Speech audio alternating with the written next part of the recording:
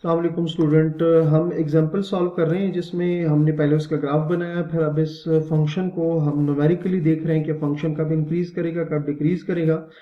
तो हमने फंक्शन का जब डेरिवेटिव ग्रेटर देन जीरो से पुट किया, इसके ग्रेटर देन जीरो पुट किया तो हमें वहां पर x की वैल्यूज मिल गई हैं। ठीक है, x की वैल्यू मिलने का मतलब हमारे पास ये है कि वो तमाम वैल्यूज जो 2 से लेस है, x लेस देन 2 का मतलब क्या है कि वो तमाम वैल्यूज जो 2 से लेस हैं उस पे हमारा जो फंक्शन है वो इंक्रीज होगा। वो क्या होगा? इंक्रीज होगा। तो 2 से लेस आप देख सकते हैं कि अगर इस ग्राफ को देखें ना तो इस 2 से लेस जितनी भी वैल्यूज हैं ये चलता जा रहा है उस पे क्या हो रहा है? ग्राफ जो है वो इंक्रीज हो रहा है। ठीक है, अगर देखें ना 2 से लेस ये सारी वैल्यूज पर ग्राफ क्या हो रहा है? अपवर्ड जा रहा है।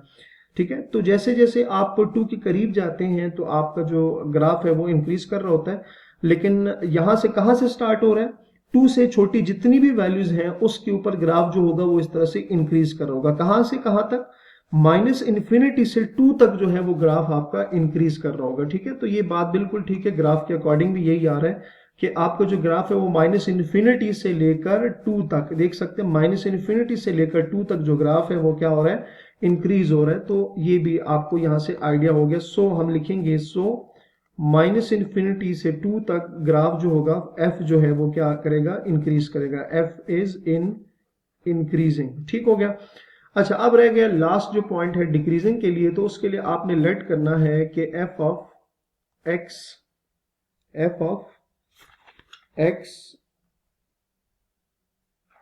x को अगर हम इक्वल पुट कर दें तो अगर f ऑफ x को हम लेट कर लें जीरो से लेस तो इसका मतलब ये होगा कि हमारा f ऑफ x जो है वो तो था 4 माइनस 2x, वो लेस देन जीरो आएगा। 4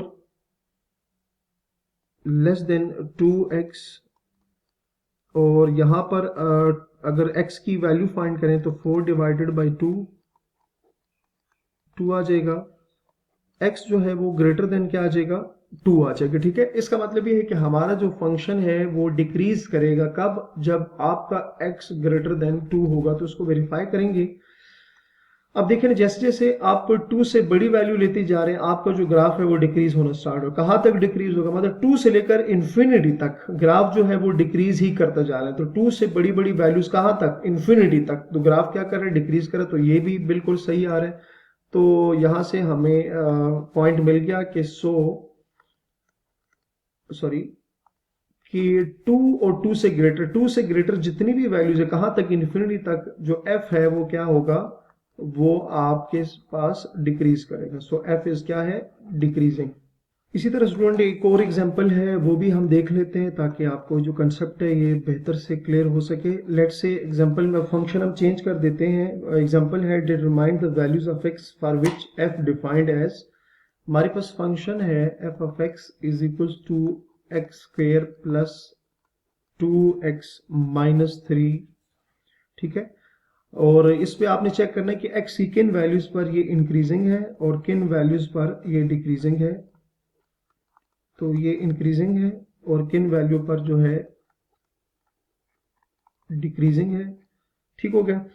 अच्छा, और इसके अलावा थर्ड जो हमारे पास पॉइंट है कि find the point where the function is neither increasing. तो वो पॉइंट भी फाइंड करेंगे। Find the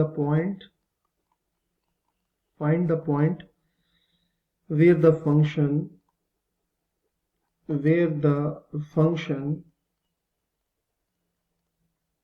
function is neither increasing nor decreasing। ठीक है, ये बेसिकली उसी तरह प्रीवियस जो हमने किया था उसी तरह की एग्जांपल है। अच्छा, अब इसमें भी हम दोनों तरीकों से देखेंगे। ठीक है, पहले इसका ग्राफ बनाएंगे। ग्राफ से हमें ये आसानी हो जाएगी कि हमें चीज नजर आ रही होगी कि ग्राफ कब इंक्रीज कर रहा है कब डिक्रीज कर रहा है, कब इंक्रीज भी नहीं कर रहा है डिक्रीज भी नहीं कर रहा है। ठीक है, तो उससे हम जस्ट वेरीफाई कर अच्छे से कर लेते हैं कि ग्राफ वाकई में यहाँ से इंक्रीज हो रहा है यहाँ से डिक्रीज हो रहा है। तो उसके लिए सबसे पहले हमने ग्राफ ड्रॉ करना है। उसके लिए हमने टेबल चाहिए होगा। टेबल में वैल्यूज होंगी, कुछ x पुट करेंगे तो हमें बदले में y मिलेगा। x आ गया, और y मतलब f ऑफ x जो होगा वो है x square plus 2x minus 3, x square plus 2x minus 3। ठीक है, अच्छा, वैल्यूज के लिए कुछ नेगेटिव पुट करेंगे, कुछ पॉजिटिव पुट करेंगे। तो -4 पुट करने से हमें आंसर जो मिलेगा 5 मिलेगा। चेक कर लेते हैं। आपके पास -4 स्क्वायर प्लस 2 -4 -3, ये आ जाएगा 16, -8 -3, तो यहाँ से आ जाएगा 8 -3, y की वैल्यू क्या आ जाएगी 5, तो एग्जैक्टली 5 ही आपको नजर आ रही है। ठीक है, इस तरह से आप सारी जो वैल्यूज हैं वो फाइंड कर सकते हैं। अच्छा, -3 पुट करने से हमें जो आंसर है वो 0 मिलेगा। -2 पुट करने से आंसर जो है -3 मिलेगा। -1 पे वैल्यू आएगी -4, 0 पर वैल्यू आएगी -3, 1 पे वैल्यू आएगी 0 एंड 2 पर वैल्यू आएगी 5। ठीक हो गया। अच्छा, इसको पॉइंट की फॉर्म में लिखेंगे -4 5 -3 0 -2 -3 -1 -4 सॉरी -0 सॉरी 0 -3 1 0 2 5, ये हमारे पास क्या आ गए, पॉइंट्स आ गए। अच्छा, अब इसको कार्टेशियन कोऑर्डिनेट सिस्टम पे इसको प्लॉट करेंगे। ये x एक्सिस और y एक्सिस आ गया। वैल्यूज जो हमने पुट की है वो -4 एंड +2 की, तो ये आ जाएगा 1 3 4 5 -1 -2 -3 -4 -5 1 2 3 4 5 -1 -2 -3 -4। अच्छा, अब इनको प्लॉट करेंगे। पहला जो पॉइंट है वो -4 एंड 5 है। x -4 एंड y जो है वो -5 है, तो डेफिनेटली यहाँ नीचे ही कहीं आएगा। ठीक है, जगह नहीं है तो चले, मैं आपको समझ आ रही है कि -4 के बाद नीचे वही आएगा। और अच्छा, नेक्स्ट जो पॉइंट है वो क्या है, x -3 and y 0, x -3 and y 0। तो x -3 एंड y 0 का मतलब ये होगा, क्योंकि x एक्सिस पे y 0 होता है। x -2 y -3, x -2 and y जो है x -2 y -3।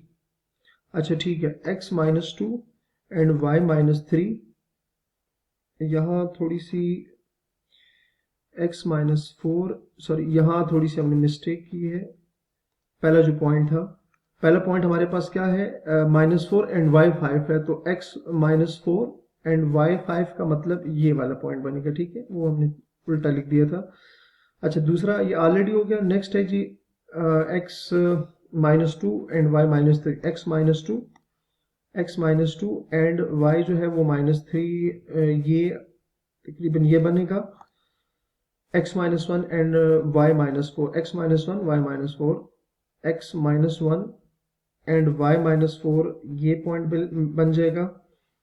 नेक्स्ट जो पॉइंट है वो है x0 एंड y -3। ठीक है, x0 एंड y -3 ये आ जाएगा। नेक्स्ट पॉइंट है x1 and y0, x1 and y0 ये पॉइंट होगा। और लास्ट जो पॉइंट है x2 y5, x2 and y जो है वो 5, तो अगेन हमारे पास ये वाला पॉइंट आ जाएगा। ठीक है, तो ग्राफ इंशाल्लाह हम नेक्स्ट लेक्चर को यही से कंटिन्यू करेंगे। अपना बहुत सारा ख्याल रखिए। अल्लाह हाफिज।